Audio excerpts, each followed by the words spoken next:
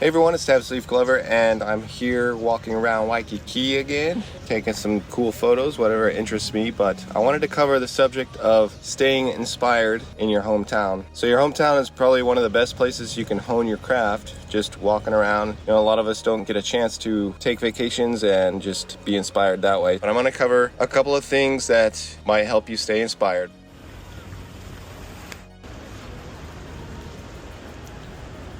Create little projects for yourself. Like I capture that little gazebo there. The area is called Walls. It's a place where boogie boarders go, right in the heart of Waikiki. But I've been capturing that a lot lately, and I'm capturing it at different angles and different foreground interests and all that. And Joel Meyerowitz did this with the St. Louis Gateway Arch. So if you have an iconic statue or something in your hometown, just try and capture it from different angles and include different foreground and background. See what you come up with.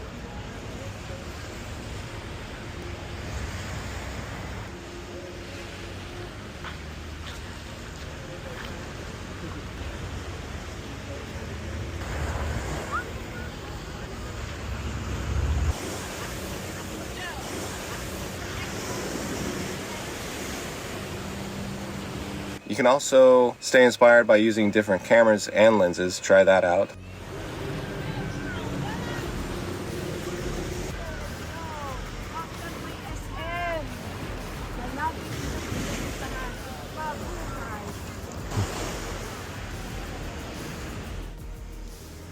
Try and capture things in black and white, like a high contrast black and white. That might inspire you to look differently at objects, because it is different to compose with black and white and color. You still use the same techniques, but certain things show up in color as opposed to black and white. Like the colors can help identify the subject, but in black and white you have to look closer at figure ground relationship, aspect of view, and other techniques.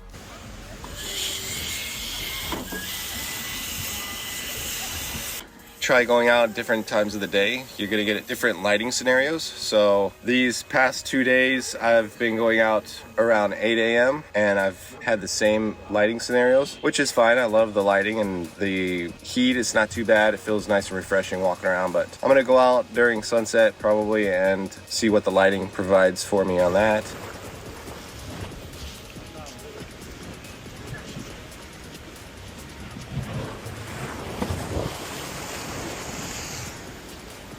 Change streets, just go up one more street than you're used to and keep trying to change the area that you're shooting in. Like I always shoot in Waikiki, but maybe I can just try, one street over, or when I go to the gym, I can start taking photos around the heart of Honolulu instead of down by the beach in Waikiki. You can also change your perspective. So instead of just walking around at eye level taking photos, try getting down low and see if you can capture the subject at a different perspective. That always can be inspiring as well.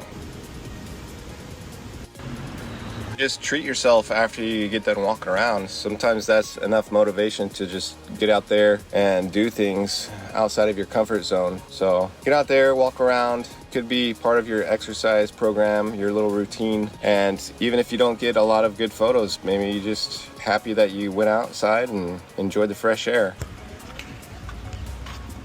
Another one is just to keep practicing different composition techniques, or you can focus on the same ones, like focusing on symmetry, keeping things centered in your composition and balanced, focusing on negative space, including a lot or a little. So sometimes I'll find myself, especially using the Ricoh GR3 as you see here, I find myself capturing a lot of negative space or including foreground interest to fill in that negative space. So it's just something that comes with using a wide angle lens.